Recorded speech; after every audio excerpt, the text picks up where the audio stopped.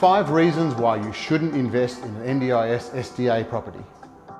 The NDIS, National Disability Insurance Scheme, is a great initiative brought in by the federal government to help people with disabilities in Australia get ahead.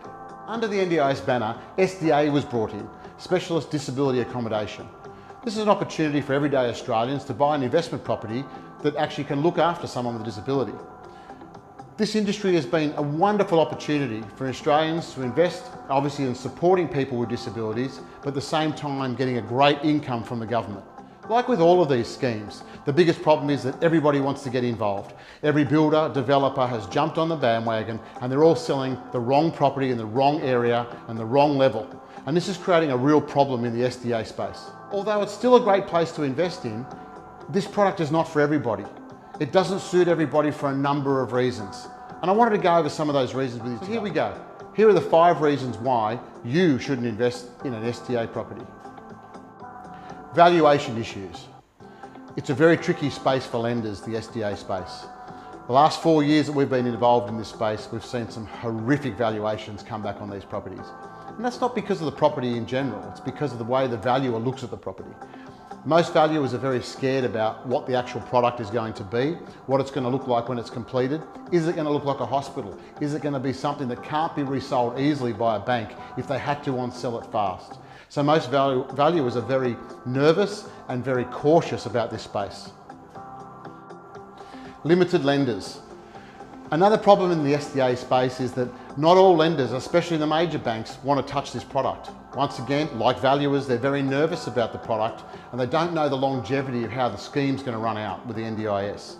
Everyone's a bit nervous, everyone's a bit cautious. So the problem is it's very hard to find a lender sometimes that will actually be able to lend the money on one of these properties at a reasonable rate or a reasonable loan to value ratio. Damage to property.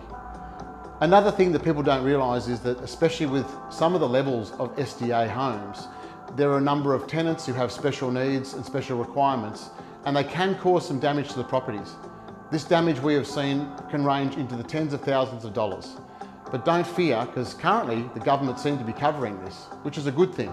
But the fact is that some people can't sleep at night knowing their home is being damaged. But this is another one of those challenges that's in this NDIS space. Challenges around finding a tenant. Everybody seems to think in the SDA space that there's a magic list. There's a magic list of people out there that we can grab a tenant quite easily. It's not the case. We've been in this space for 4 years. We have an amazing record with getting tenants in our homes, and it's got nothing to do with a magic list. What it's got to do with is finding the right tenant in the right area through the right providers and creating great relationships like we have done. Then you'll find some good tenants, but many companies struggle in finding tenants for their SDA homes. The NDIS isn't what it seems. People seem to think that getting 17%, 18% rental return is quite achievable. It's not. It's very hard. This space is a very tricky space to be in. Unless you build the right house in the right location at the right level, there's a good chance you won't even get a tenant. All this doom and gloom about the NDIS hasn't scared you off, then we'd love to chat. But if it has, and you're a bit nervous about this space, then we do have other solutions that have excellent rent returns. So speak to us now.